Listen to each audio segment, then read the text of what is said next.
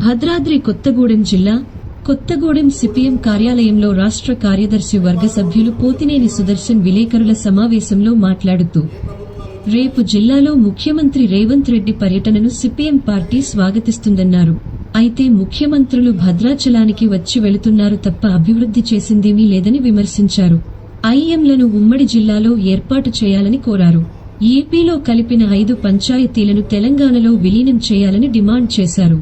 పెండింగ్లో ఉన్న పోడు పట్టాలను తక్షణమే ఇవ్వాలని, ప్రాజెక్టుల పేరుతో జిల్లాకు అన్యాయం చేయవద్దని సూచించారు. పారిశ్రామిక ప్రాంత జిల్లాలో ఏసీ ఆసుపత్రి ఏర్పాటు చేయాలన్నారు. గత ముఖ్యమంత్రులు ఇచ్చినటువంటి వాగ్దానాలను అమలు అయ్యే విధంగా కృషి చేయాలని, జిల్లాలో పెండింగ్లో ఉన్న సాగునీటి ప్రాజెక్టులను త్వరితగతిన పూర్తి చేయాలని డిమాండ్ చేశారు. ఉమ్మడి జిల్లాలోని ప్రభుత్వ మెడికల్ కళాశాలలో సిబ్బందిని నియమించి సౌకర్యాలు మెరుగుపరచాల్సిన ఆవశ్యకత ఉందన్నారు.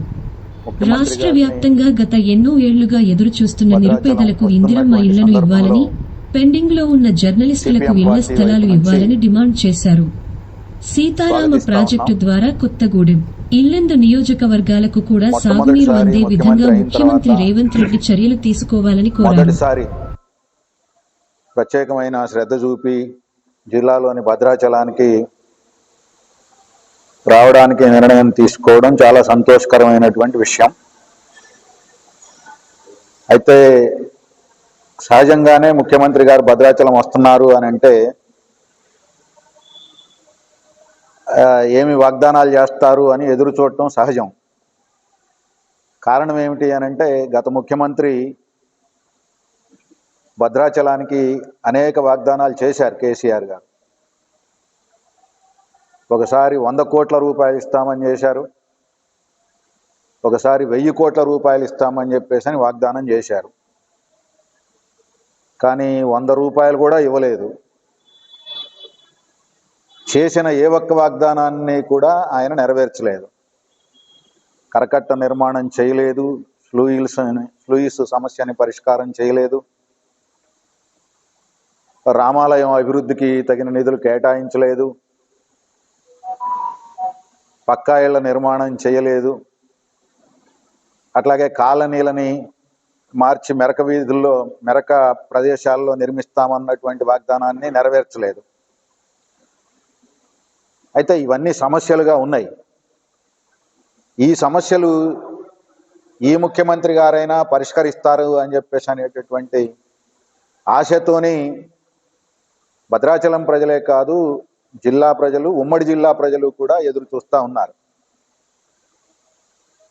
ముఖ్యమంత్రి గారికి, వారి పార్టీకి ఈ ఉమ్మడి జిల్లా ప్రజానీకం అత్యధిక మంది తమ మద్దతును తెలియజేశారు గత ఎన్నికల్లో. ముఖ్యమంత్రి గారు కూడా ఈ ఉమ్మడి జిల్లా పట్ల అట్లాంటి శ్రద్ధ చూపించాలని, ఆయన కూడా ఈ జిల్లాకు అత్యంత ప్రాధాన్యత ఇవ్వాలని చెప్పేసి మేము సిపిఎం పార్టీ తరఫున వారిని కోరుతా ఉన్నాం. గత ముఖ్యమంత్రులు చేసిన పద్ధతుల్లో రేవంత్ రెడ్డి గారు వ్యవహరించకూడదు అని చెప్పేసి కోరుతా ఉన్నాం. ఈ జిల్లాకు సంబంధించి చూస్తే ఒక కేసీఆర్ అనేదే కాదు, రాజశేఖర్ రెడ్డి గారు ముఖ్యమంత్రిగా ఉన్నప్పుడు శంకుస్థాపన చేసినటువంటి దుమ్ముగూడెం ప్రాజెక్టు పూర్తి కాలేదు. రాజీవ్ సాగరు, ఇందిరా సాగరు పేర్లతోని దాన్ని విభజించారు, పూర్తి చేయలేదు. కిరణ్ కుమార్ రెడ్డి గారు ముఖ్యమంత్రి కాగానే వచ్చి పులుసుబంత వాగు ప్రాజెక్టుకి శంకుస్థాపన చేశారు, ఆయన అది పూర్తి చేయలేదు.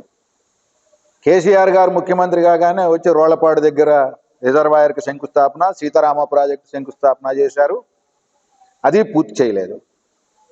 అంటే ప్రాజెక్టుల పేరుతోనే నిధులు కేటాయించి, డిజైన్లు మార్చి, కొంత పనులు చేసి గతంలో రైతాంగానికి, ఈ ఉమ్మడి జిల్లా రైతాంగానికి ఒక తీవ్రమైనటువంటి అన్యాయం చేసినటువంటి పరిస్థితిని మనం చూస్తూ ఉన్నాం.